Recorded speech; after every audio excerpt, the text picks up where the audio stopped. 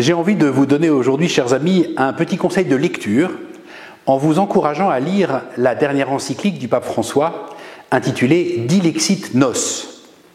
La publication de cette encyclique est un événement en soi parce qu'il y a bien sûr beaucoup de textes du pape. L'encyclique, c'est le plus haut degré de solennité et d'autorité de la parole d'un pape. D'ailleurs, depuis le début de son pontificat, c'est seulement la 3e encyclique personnelle du pape, après celle sur l'environnement et celle sur la fraternité. Dans Dilexit Nos, donc, qui veut dire en français « Il nous a aimés », le pape nous prend par la main, dans un texte très personnel, pour nous emmener contempler la façon dont Jésus nous aime de tout son cœur. En commençant donc par revenir au cœur, par redécouvrir cette dimension essentielle de nous-mêmes qui est comme le noyau de chaque personne humaine, le centre intime, le lieu à la fois de notre unification et de notre sincérité profonde. La véritable aventure personnelle, écrit le pape François, est celle qui se construit avec le cœur. Et à la fin de la vie, c'est tout ce qui comptera. Ensuite, donc, le pape nous emmène contempler le cœur de Jésus, cette véritable fournaise ardente d'amour humain et divin.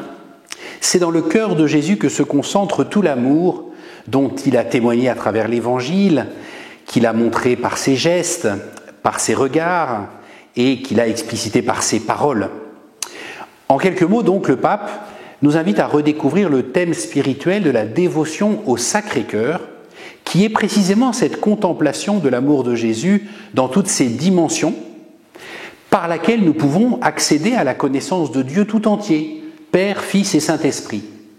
Le pape énumère tous les grands auteurs spirituels qui ont bâti cette dévotion au Sacré-Cœur, jusqu'à Charles de Foucauld et à Thérèse de Lisieux, et il n'hésite pas à affirmer que cette dévotion en particulier est la meilleure réponse aux défis spirituels de notre temps, ce qu'il appelle des maladies très actuelles, comme le manque d'intériorité ou la tentation de l'activisme permanent.